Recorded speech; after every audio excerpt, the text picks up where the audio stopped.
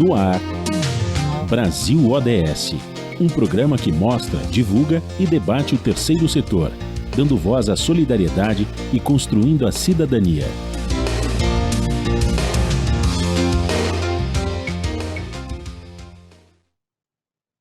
Olá, bom dia. Eu sou Joel Scali e começa agora o Brasil ODS, um programa do Observatório do Terceiro Setor, com apoio da FAPESP, Fundação de Amparo à Pesquisa do Estado de São Paulo. Hoje nós vamos falar sobre o 11º Objetivo Sustentável da Agenda 2030 da ONU, Cidades e Comunidades Sustentáveis.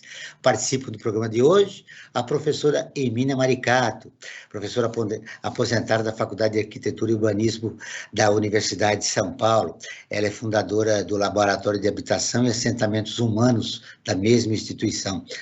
Ela é ex-secretária da Habitação de São Paulo e ex-vice-ministra das Cidades, coordenadora da rede BR Cidades. A Marina Teles, que é conselheira da agência da ONU e graduada na Escola de Artes e Ciências e Humanidades da Universidade de São Paulo. A co-apresentação do programa é de Frank Valverde, que também trará os destaques do site do Observatório do Terceiro Setor. Você vai conferir as notícias do mundo com o repórter Olério Goivani, direto de Nova York. Bom dia, Franklin.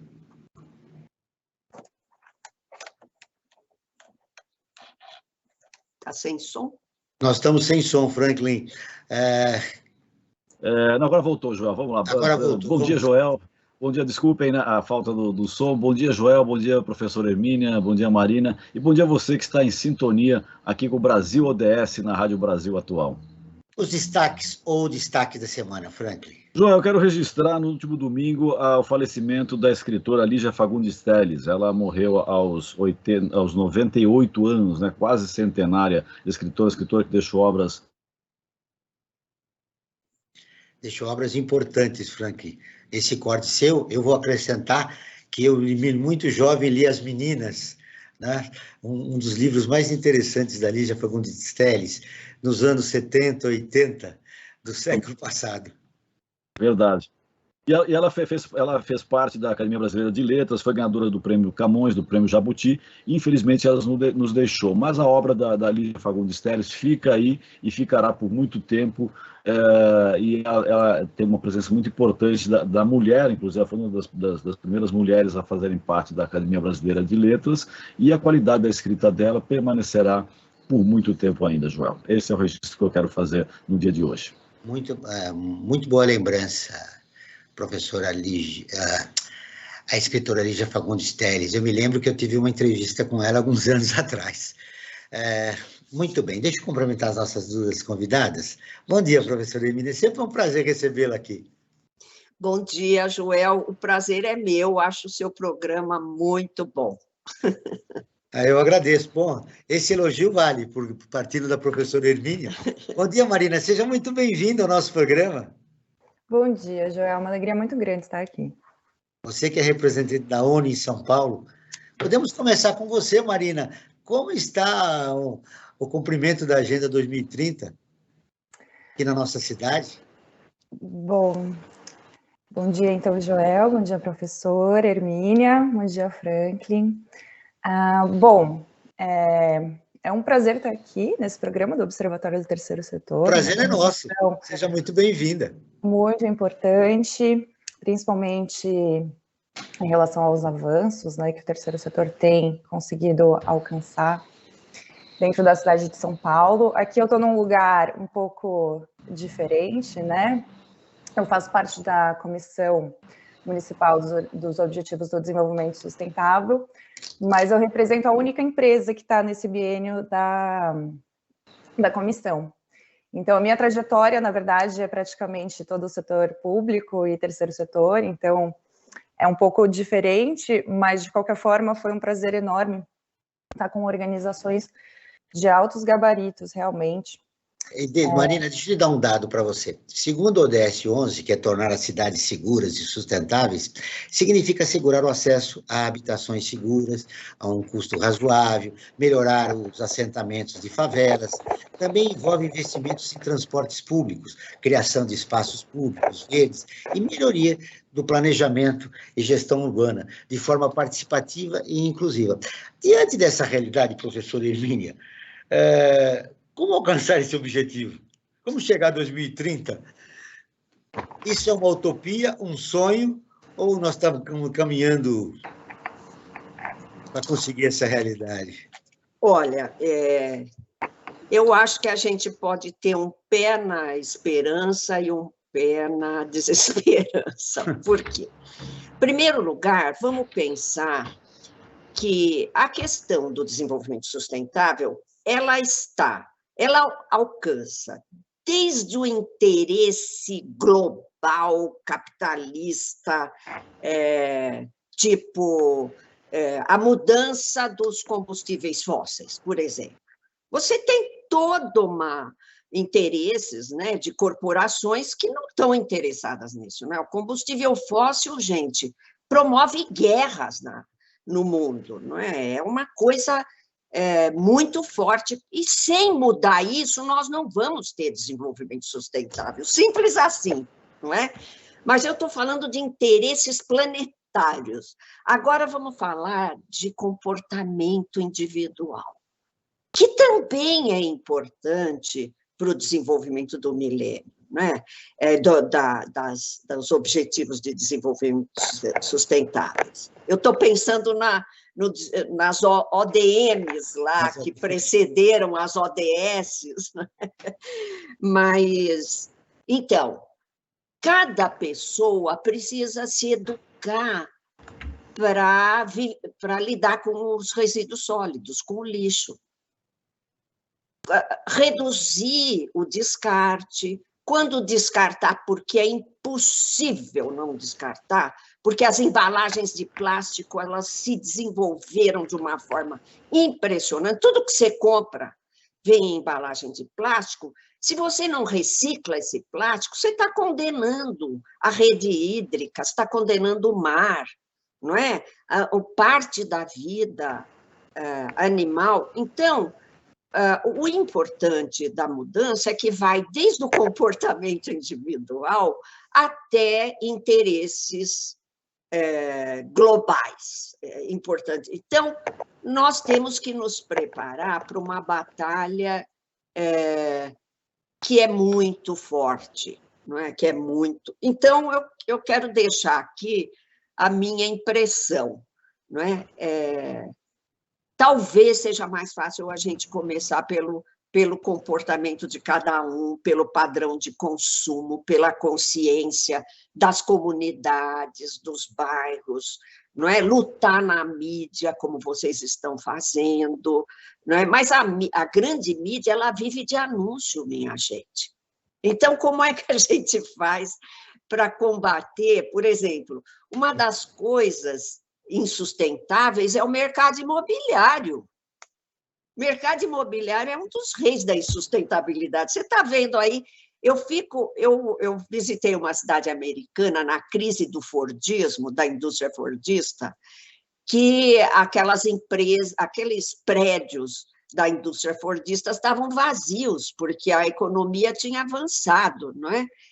Agora, você imagina daqui 50 anos, o que nós vamos fazer com essas torres de 50 andares? Cada vez mais se gasta mais energia para produzir uma cidade insustentável. Então, eu quero deixar aqui a minha perplexidade e as minhas dúvidas. Sua perplexidade e sua dúvida, a gente precisa de cidades inteligentes, né? É um projeto que teve lá atrás alguma divulgação, depois o pessoal parou-se de falar. Ô Marina, eu quero te ouvir. A professora Hermínia falou que existe uma responsabilidade individual e coletiva, né? Essa individual, você acredita que a sua geração está comprometida para cumprir, para tornar essa cidade mais sustentável em relação ao meio ambiente? Olha, eu não poderia concordar mais com as palavras da professora. Eu acredito fortemente que o poder que os consumidores têm na mão, ele é realmente uma chave para a gente conseguir o desenvolvimento sustentável. Tanto na nossa escolha de consumo em relação aos alimentos, em relação às nossas necessidades básicas, porque é isso, né? Infelizmente, a gente está num sistema que as nossas necessidades são alcançadas através do consumo. Então, o que é esse tão dito consumo sustentável, né? Essa questão das embalagens, dos resíduos sólidos, ela é tão presente no nosso cotidiano que fica até difícil para algumas pessoas pensar em trazer alimentos que não estejam embalados nesses plásticos, nesses outros materiais. E o descarte de tudo isso também não é um processo muito amigável, porque envolve muito transporte, envolve triagem manual, envolve a questão da vulnerabilidade social da figura do catador, que é um profissional que não tem o seu direito de trabalho remunerado, ele não recebe pelo trabalho, ele recebe pelo peso dos materiais, então também é uma injustiça social muito forte. Essas pessoas que cumprem essa missão ambiental não têm o seu trabalho valorizado, o seu trabalho dignificado.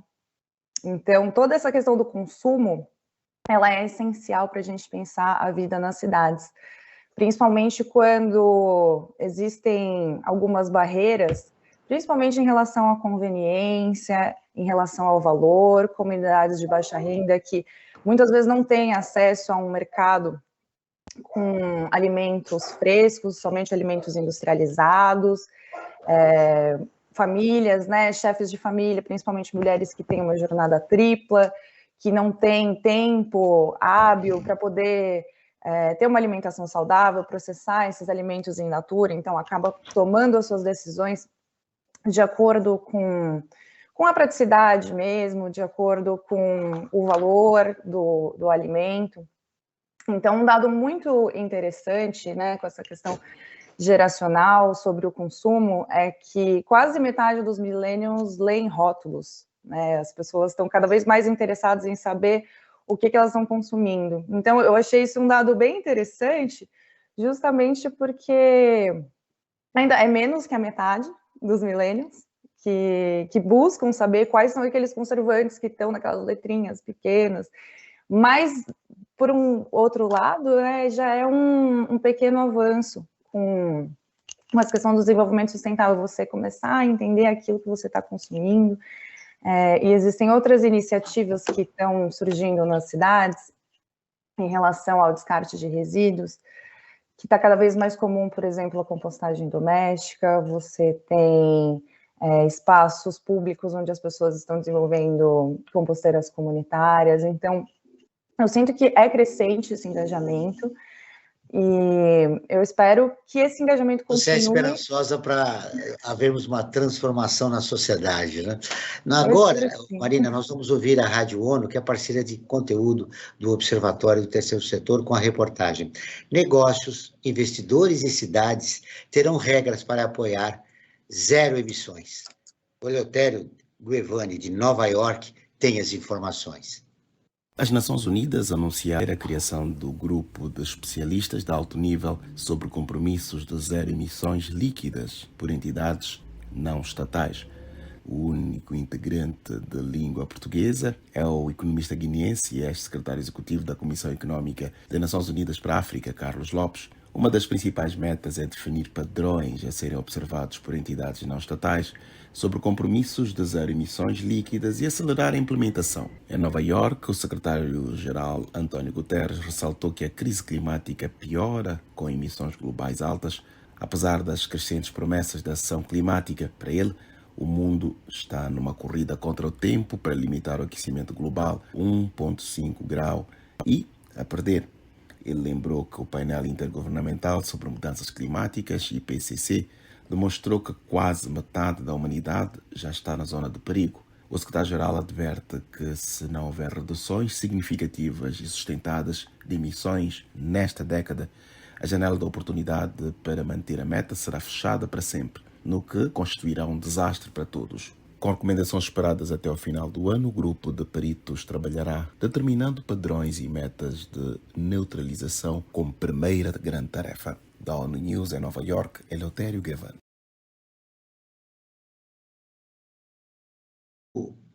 Observatório do Terceiro Setor, com apoio da FAPESP, a Fundação de Amparo à Pesquisa do Estado de São Paulo. Hoje falando sobre cidades e comunidades sustentáveis, ODS 11, com a professora Hermínia Maricato e a conselheira da Agência da ONU em São Paulo, Marina Teles. Frank Valverde, nós temos enquete. É verdade, João, nós temos uma enquete aqui. Exatamente, nós temos uma enquete aqui. Como nós fazemos sempre nos nossos programas aqui na Rádio Brasil Atual, nós realizamos uma enquete sobre o tema do programa. É uma enquete, não é uma pesquisa com base científica, mas dá a temperatura sobre o tema que nós estamos debatendo hoje. E para o programa de hoje, nós fizemos a seguinte questão: é possível ter uma cidade sustentável no Brasil? E o resultado foi bastante promissor. 90% das pessoas disseram que sim, nós podemos ter uma cidade sustentável. Então, isso é sinal que as pessoas começam a se conscientizar dessa necessidade, né, de cumprir esse 11º ODS, né, a cidade e as comunidades sustentáveis. E eu tenho uma questão aqui, tanto para a professora Hermínia como para a Marina. A professora Hermínia já, nas suas primeiras falas, né, falou que a mídia realmente não está cumprindo como deveria, né? As grandes corporações, né, estão muito mais interessadas na publicidade, na propaganda e nos altos lucros que isso pode gerar, ao invés de conscientizar. Isso está muito claro, né? Agora, eu coloco a seguinte questão, né, tanto para a professora Hermínia como para a Marina. E as redes sociais, que esse é um novo fenômeno que, inclusive, ele atrai muito jovem, né, que eu acho que aí que está o aspecto principal da conscientização de uma nova sociedade, né? Como é que estão as redes sociais nesse aspecto de tentar trabalhar para que a gente tenha consciência de criar cidades e comunidades sustentáveis? Vou começar pelo pessoal que deve consumir mais as redes sociais, que é o pessoal jovem, a Marina Teles. Realmente, as redes sociais, elas têm um papel muito importante, tanto em relação à comunicação das pessoas, como a divulgação do que acaba acontecendo, né? As iniciativas que acabam surgindo. Hoje a gente vê que muito do que se propõe tem a ver com o número de seguidores de uma pessoa, a importância social dela acaba tendo esse indicador, o que eu ainda tenho minhas dúvidas se isso é uma coisa boa, mas de qualquer forma, é uma ferramenta muito grande para que as pessoas também adquiram algumas informações para conseguir ter hábitos mais sustentáveis. Esses perfis, né, de influencers do meio ambiente, eles ainda não têm aqueles grandes números de seguidores que outros setores também têm. Mas é uma ferramenta importante, tem muito conhecimento sendo difundido através dessas plataformas. Então, eu acredito que quanto mais essa rede for fortalecida, tanto na vida real como nas redes sociais, a gente vai conseguir caminhar melhor como ao desenvolvimento sustentável. Professora.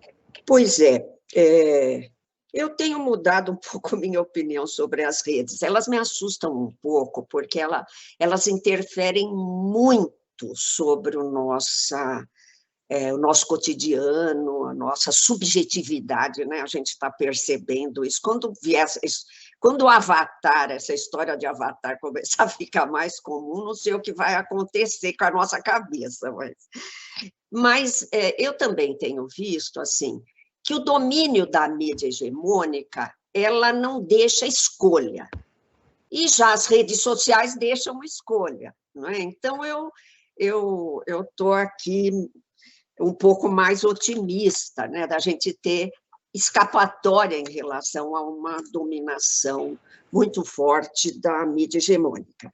Mas eu queria lembrar o seguinte, Franklin, nós vivemos numa sociedade que não produz de acordo com a necessidade social. Ao contrário, ela produz desejos, ela produz o consumidor, é isso que é um negócio maluco, não é?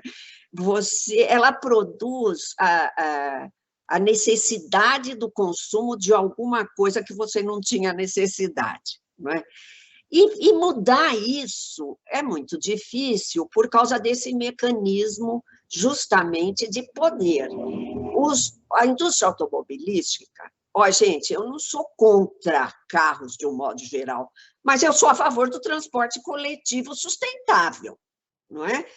A indústria automobilística ela é grande anunciante. Então, a mídia hegemônica não pode fazer assim, uma política de informação que vá contra o transporte individual motorizado. É uma questão de interesses, não é? Mas o que está acontecendo com os jovens? Eles estão... É surpreendente isso, não é? Eles estão deixando o automóvel de lado, eles estão valorizando a bicicleta, eles estão valorizando a caminhada, né? Isso é bem interessante, isso é uma novidade. Mas, para a gente realmente alcançar comunidades sustentáveis, eu acho que nós vamos ter que ir além das redes sociais. Não sei se vocês concordam comigo. Agora eu estou vendo o pessoal falando, vamos voltar para o olho no olho, os rappers, né? Então, eu acho fundamental, aliás, eu sou militante de uma democracia nos bairros, nas escolas, nas igrejas, nas praças. Eu acho fundamental a gente subverter principalmente o algoritmo, que é como os grandes interesses nos manipulam. Não é? Mas é isso aí. Segundo o estudo Identificação, Mapeamento e Qualificação das Áreas Urbanas no Brasil, que foi realizado em 2015 pela Embrapa Gestão Territorial, levou 3 anos para ser concluído. Constatou que no Brasil, mais de 80% das pessoas vivem em áreas urbanas. São mais de 84% da população do país morando em cidades, o que é equivalente a 160 milhões de brasileiros. Essas pessoas estão concentradas em menos de 1% do território brasileiro, o que equivale a 0,63% de espaço do país. Bom, como falar em qualidade de vida nos grandes centros urbanos, professora Hermínia? E mais do que isso, Joel, é muito importante, pouca gente lembra, que o processo de urbanização no Brasil foi avassalador. Nós começamos o século XX, 120 anos atrás, não é nada, com 10% da população nas cidades. E hoje você está citando um dado de 2017 do IBGE, que é mais de 84%. Então, seguramente, hoje nós temos mais de 85%, mais de 160 milhões de pessoas morando em cidades no Brasil, que é a 6ª população do mundo, não vamos nos esquecer. Então, esse processo tem tudo a ver com a insustentabilidade, por quê? Porque a maior parte da população que se instalou na cidade, e agora a maior parte da população nossa, que é a população que ganha abaixo de 5 salários mínimos, não tem renda para comprar moradia no mercado imobiliário privado, que é o mercado para poucos. Não é atendido por políticas públicas. O que o povo faz? Porque morar, Joel, todo mundo tem que morar em algum lugar. Se você não tem opção nem pelo Estado, nem pelo mercado, você faz o que ocupa, minha gente. Ou então você compra de loteamento ilegal. Aí olha o que está acontecendo na Amazônia, na urbanização da Amazônia. A maior parte da cidade é ocupação irregular. A maior, agora é mais de 50%, já tem dados. Rio de Janeiro, as milícias são as grandes produtoras imobiliárias. Se a gente não... Eu não estou falando desses números para desanimar, gente. Mas se a gente não tiver clareza do que é a produção do espaço urbano no Brasil, a gente vai se iludir. Então, o que nós temos que superar? Quando a gente fala em política habitacional, é o acesso formal, legal, à terra. A história desse país é uma história marcada pela impossibilidade da maior parte da população ter acesso formal à posse legal da terra no campo e na cidade. Eu não estou defendendo a propriedade privada, eu estou falando a posse legal. Veja, o Brasil poderia ser o maior produtor de agricultura orgânica do mundo, ele tem condições. E essa produção deveria estar ligada ao consumo urbano, em volta das cidades. Por quê? Não sei se vocês sabem, né? São Paulo é o maior produtor de cogumelos do Brasil. E ele exporta para o Brasil inteiro. Quer dizer, por que você não tem produção de cogumelo em torno de cada cidade? Por que nós vamos gastar? Por que nós estamos importando produtos básicos da Ásia? Agora vem um avião, né, lá da Ásia, uma vez por semana, trazendo essas coisas que a gente compra por internet, não é isso? É fácil, é mais barato. Imagina o combustível, imagina o impacto sobre o aquecimento global dessas viagens dos alimentos, das mercadorias que nós estamos comprando por internet. Como é que nós vamos regular tudo isso? Não é? Eu começaria, estou aqui com a Marina, vamos pensar numa produção de alimentos, os alimentos perecíveis, no entorno das cidades. Isso não é impossível, isso não é difícil, isso depende de uma democracia participativa, de uma política participativa no poder local, em volta das cidades. E para isso precisamos da reação da sociedade civil nesse momento, para começar a sonhar com um Brasil diferente do que nós temos, do que nós estamos vivendo hoje. E por isso nós trouxemos a geração milênio aqui. A Marina está aqui. Ô Marina, qual é a solução para melhorar a qualidade de vida nos grandes centros urbanos? Como falar de cidade sustentável com esses dados que eu apresentei sobre o estudo, identificação, mapeamento e qualificação das áreas urbanas no Brasil? Bom, Joel, acho que de uma forma muito tímida, algumas soluções estão aparecendo e essas soluções, elas estão ao alcance dos consumidores, mas muitas vezes essa informação não chega. Então, você tem um crescente mercado de produtores orgânicos e principalmente a distribuição desses alimentos diretamente do produtor. Isso tem se consolidado como uma tendência crescente, mas ainda de forma muito tímida. Então, o consumidor, ele deve ser educado para isso. Ele, em vez de fazer escolhas de produtos que vêm em embalagens do outro lado do mundo, queimando combustíveis fósseis, ele tem que saber que ele tem acesso a produtos orgânicos, produzidos de uma forma local ou relativamente local, em algum raio de alguns quilômetros. Em relação à cidade, a gente tem no caso de São Paulo, né, a gente tem um cinturão verde que abastece, que é capaz de abastecer a cidade, que não haveria a necessidade de importar tantos alimentos, principalmente processados. Essas embalagens, elas chegam aqui e essa embalagem acaba virando um problema do consumidor, acaba virando um problema do poder público. E a própria questão das embalagens, da reciclagem, já é insustentável. Então, a gente está aqui criando problemas por conta de uma escolha de consumo que não é a ideal. Então, racionalizar esse sistema, principalmente de consumo de alimentação, é uma demanda essencial para a gente seguir vivendo na cidade de uma forma com uma melhor qualidade de vida, principalmente, e também alcançando algumas soluções para o produtor rural, que também, se a gente pensa na agricultura familiar, ela está cada vez mais fragilizada, está cada vez mais ameaçada. Então, proteger esse agricultor financeiramente também é um dever das cidades. Muito bem, o Brasil ODS hoje está falando sobre cidades e comunidades sustentáveis. O Brasil ODS é um programa do Observatório do Terceiro Setor que tem o apoio da FAPESP, a Fundação de Amparo à Pesquisa do Estado de São Paulo.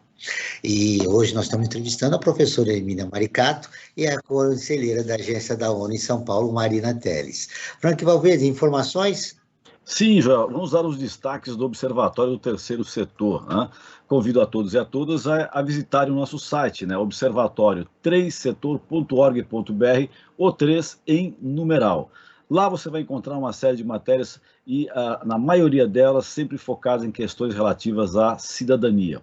Você pode encontrar temas como, por exemplo, né, um casal de veterinários acolhe animais deixados para trás na guerra da Ucrânia. Essa é uma das matérias que estão no nosso portal. Além de outra que fala sobre 7 símbolos de luta pelos direitos humanos no mundo. E a matéria que eu quero dar um destaque especial para o dia de hoje tem o seguinte título, né? Quantidade de comida em casa é insuficiente para 24% dos brasileiros. Essa é uma matéria que foi escrita pela Juliana Lima, e ela trata do seguinte: de acordo com a última pesquisa do Datafolha, 24% dos brasileiros e das brasileiras afirmam que a quantidade de comida que tinham em suas casas é inferior à necessidade para alimentar a sua família. Isso nos últimos meses, né? Ou seja, a questão da pandemia digamos, as questões também econômicas do país, né, levaram a essa situação.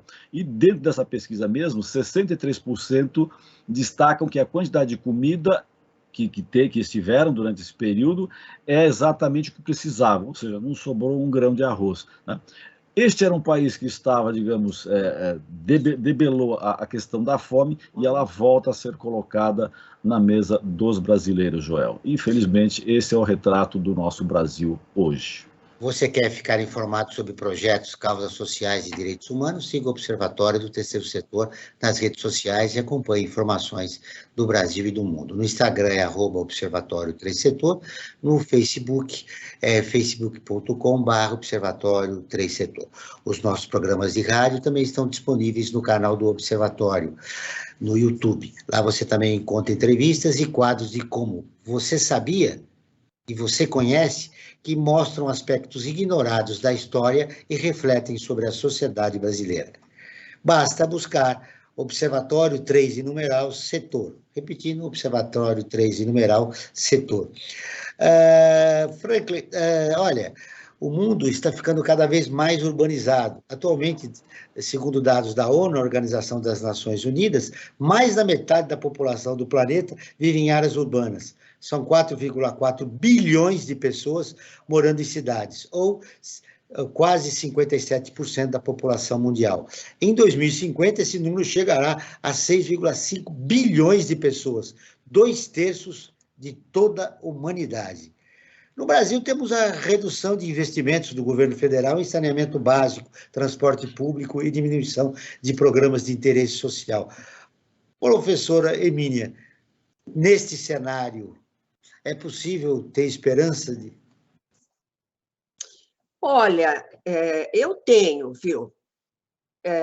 Nesse sentido, eu tenho. Por quê? Porque a memória recente, eu trabalhei na Prefeitura de São Paulo com a Luísa Erundina, e eu acompanhei as prefeituras democráticas daquela época, aquele ciclo, no Brasil inteiro.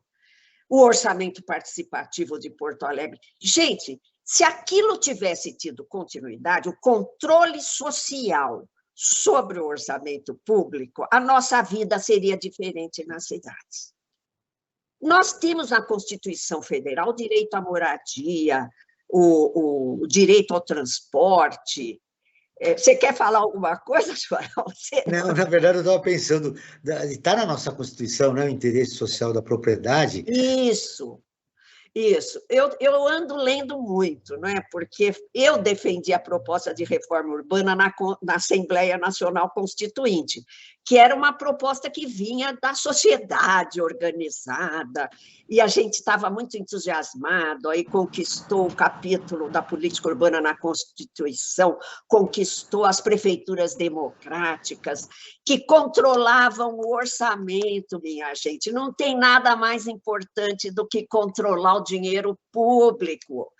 que está na mão do Centrão, aí desculpe, não pode falar de política, assim, não é? O Supremo Tribunal Eleitoral pode me multar aqui, desculpe, mas acontece que eu vivi uma democracia participativa, assim, vocês sabem que eu costumo dizer que o movimento de moradia ocupava a minha secretaria semana sim, semana não. Eu sofria muito a pressão. Mas, se não fosse isso, nós não tínhamos feito o que nós fizemos, conjuntos habitacionais de baixo custo e excelente arquitetura, qualidade, etc. Né? Então, eu acredito muito na participação da sociedade civil. A Marina estava lembrando da produção de alimentos aqui em São Paulo. Gente, nós conseguimos, em 2014, retornar a área rural. Ela tinha sido extinta do zoneamento da cidade de São Paulo. Ela voltou a ser área rural, é uma área que tem até onça-parda, Mata Atlântica aqui, e lá nessa área foi constituído o programa Ligue os Pontos, que ganhou prêmio internacional de produção de agricultura orgânica. Essa produção ela é coerente com a preservação da água da represa, que é a água que nós bebemos. Isso é recente. Por isso que eu sou esperançosa nesse ponto, porque nós temos uma memória recente de políticas muito virtuosas, não é? Claro, se você pensar em nível nacional, nós estamos com mais de 100 milhões de pessoas cujo esgoto não é coletado, minha gente. Cujo esgoto... Absurdo. 100 milhões, sabe? São 9 Portugais.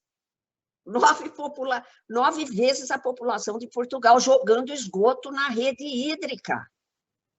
Quer dizer, então, claro que, do ponto de vista mais geral, é um desmonte, uma tragédia, mas eu acho que tudo vai começar na participação local, na conscientização local. Eu acredito demais nessa mulherada que é mãe de família, que segura uma barra muito pesada. Você deu os dados aí sobre, o Franklin deu, sobre alimento, né, gente? Sobre a fome, sobre a alimentação, não é? Um país que exporta comida para o gado do mundo e a nossa população. Então, nós temos terra, nós temos gente, nós temos capacidade técnica. A Embrapa é uma das maiores empresas do mundo de pesquisa.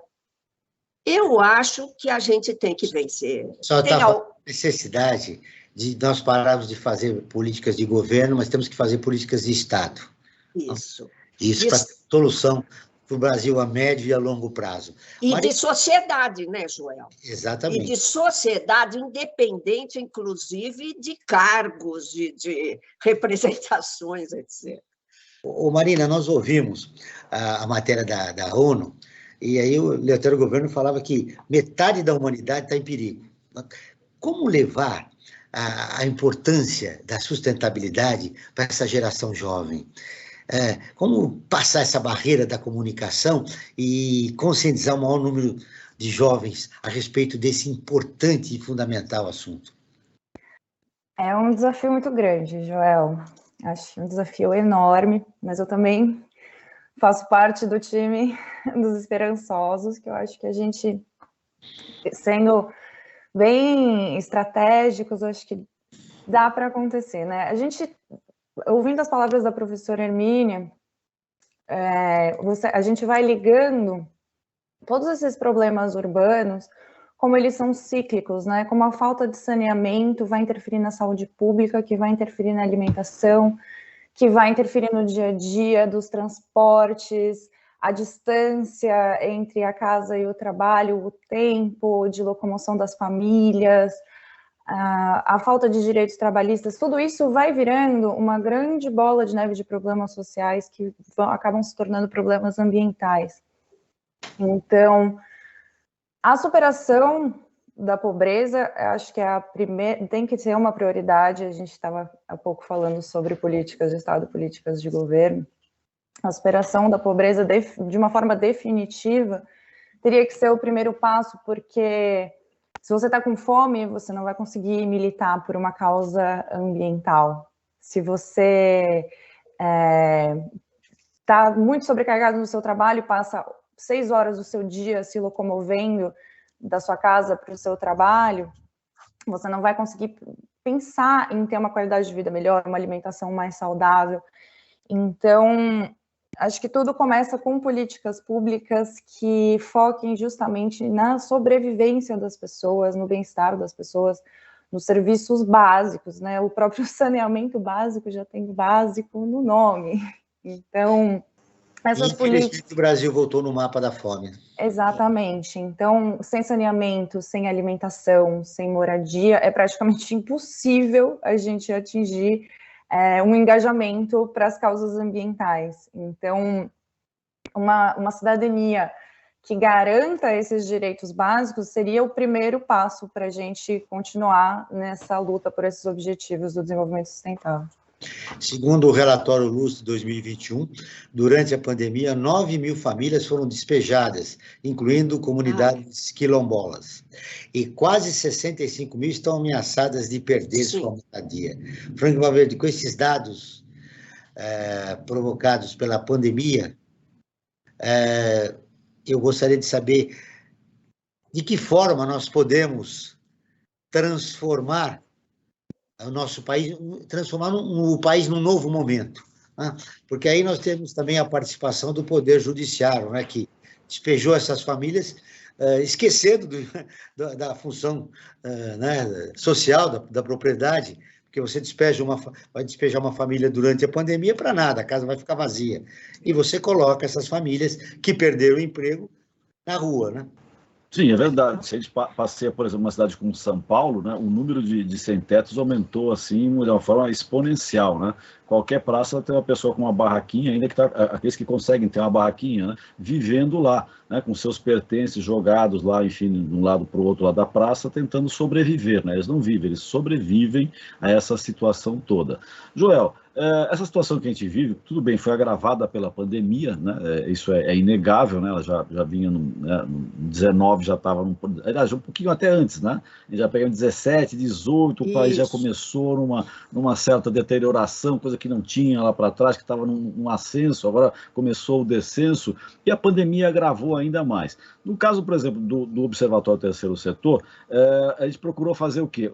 Está ouvindo especialistas das mais variadas áreas do conhecimento, para saber como melhor viver esse momento pós-pandemia, que começa, né, digamos, né, o pós-pandemia, de uma forma bastante lenta ainda aqui no Brasil, mas começa a esse pós-pandemia. E os especialistas das várias áreas do conhecimento começam a dar dicas de como melhor poder sobreviver, né? Porque o mundo, né, pelo menos essa esperança de boa parte da população, que o mundo será diferente, né, depois dessa pandemia, né? As pessoas precisam começar a pensar no mundo em que elas vivem, né, que tem que ser diferente, um comportamento diferente. E já aproveitando que eu falo no Observatório do Terceiro Setor, eu também queria falar sobre uma ferramenta nova que existe no Observatório do Terceiro Setor, que é o Apoie o Terceiro Setor. É uma plataforma online de financiamento coletivo para organizações da sociedade civil.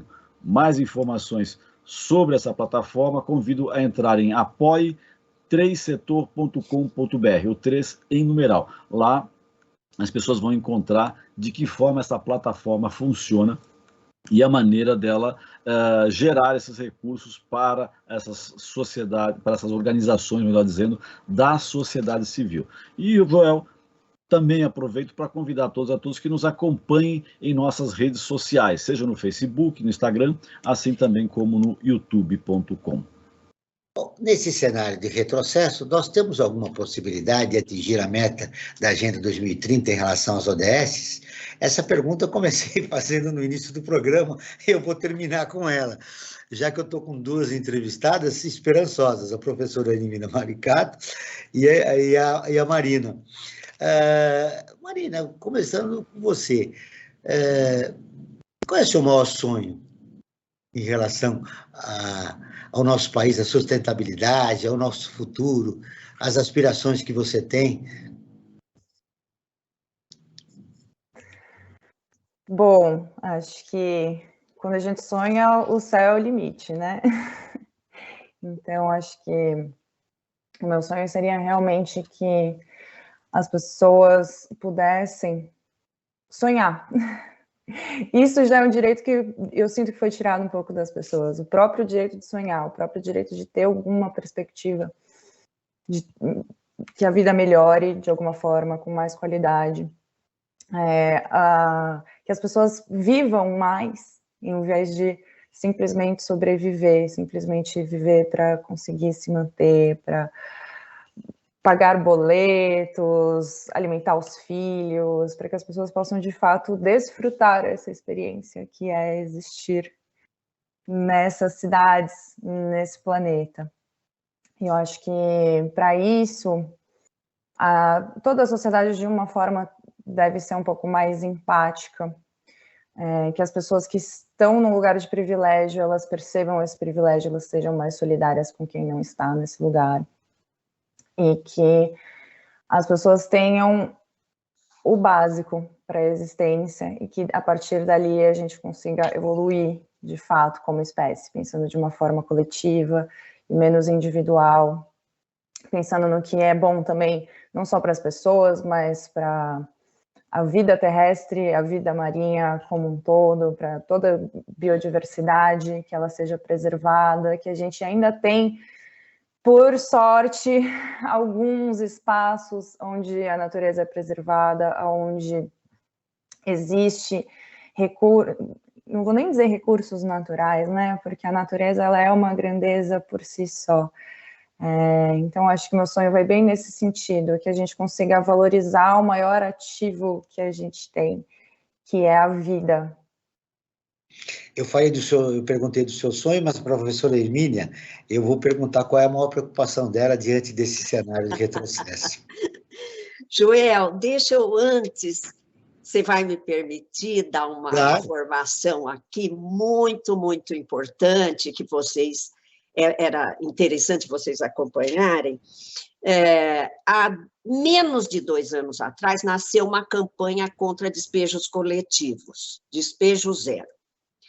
Essa campanha formou uma rede nacional muito forte, muito rapidamente, e está segurando o despejo de 132 mil famílias, quase 500 mil pessoas. Como é que essa campanha está segurando esse despejo? Houve uma lei no Congresso Nacional que foi aprovada e uma DPF no Supremo Tribunal Federal de que os despejos não poderiam ocorrer até o fim da pandemia. Bom, um dos prazos que o Supremo tinha dado era 31 de março. Então, houve toda uma onda em cima do Supremo para transferir adiar o final desse prazo, e o Supremo adiou para junho o final desse prazo. Então, uma campanha popular da sociedade civil conseguiu 2 decisões do Supremo que estão garantindo que 500 mil pessoas não vão para as ruas, porque são comunidades pobres. E nós estamos discutindo qual é a alternativa, né, para essa necessidade dessa população. Uma importante informação, professora Hermínia. Nós vamos fazer uma pauta sobre isso, para que a sociedade saiba o que está acontecendo, né? Pois é, porque você vê, apesar da importância, houve uma um jornal de televisão grande que deu uma informação, porque houve um tuitaço e chegou lá na ponta das redes sociais, aí, bom, aí apareceu na grande mídia, né?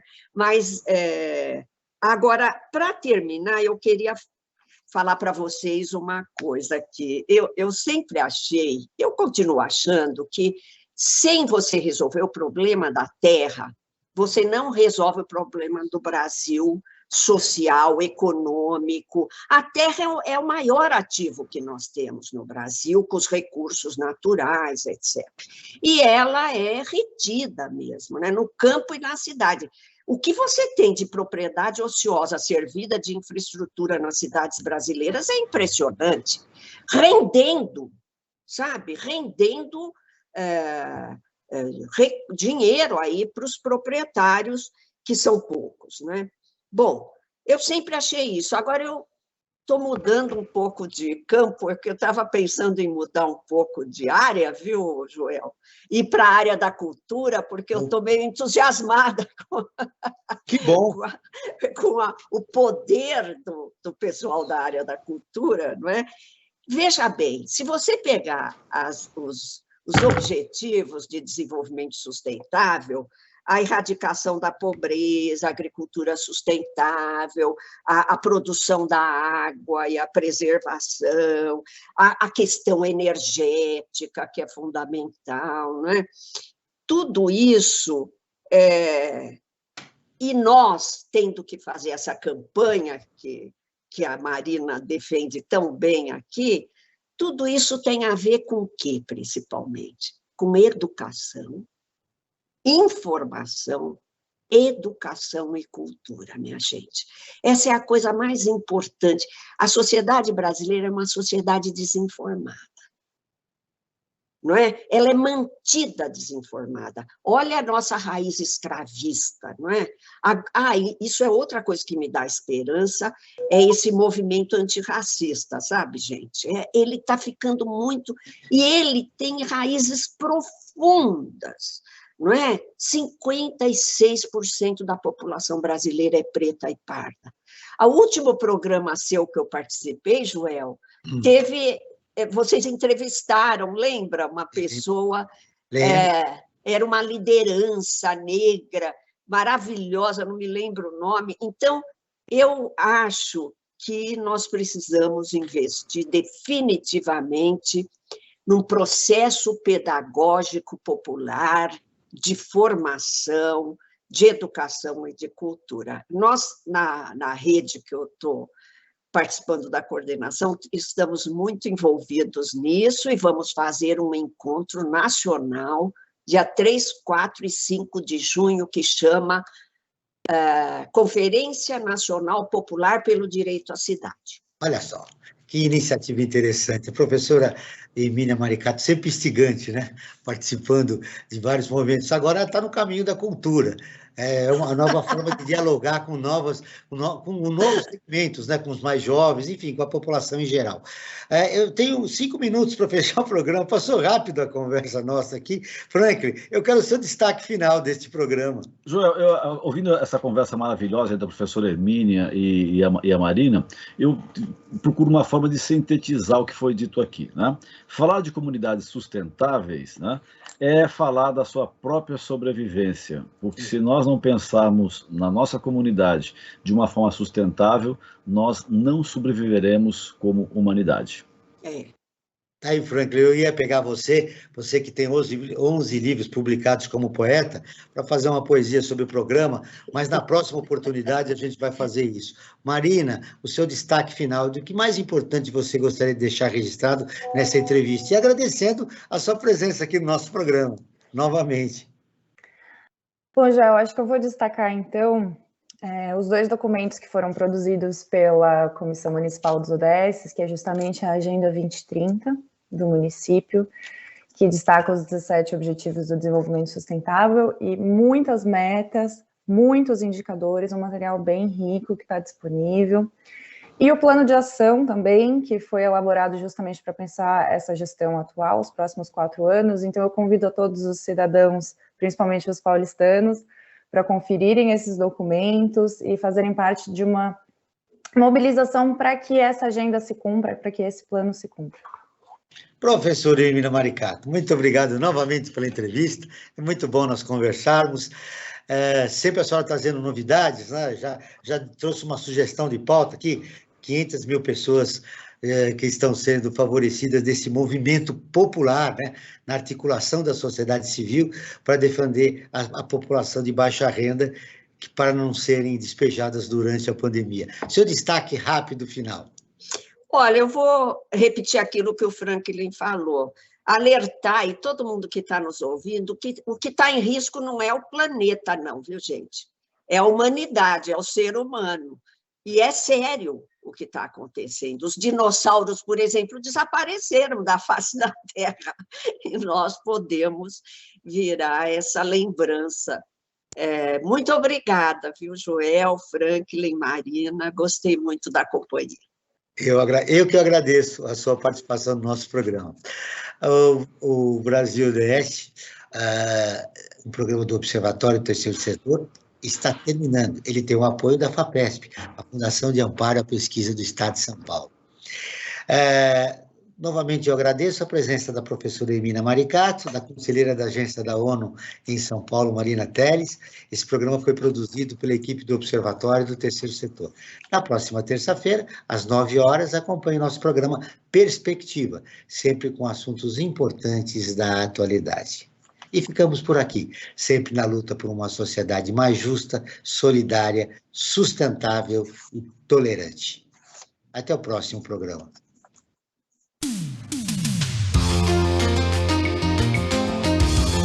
Você acabou de ouvir Brasil ODS, um programa do Observatório do Terceiro Setor.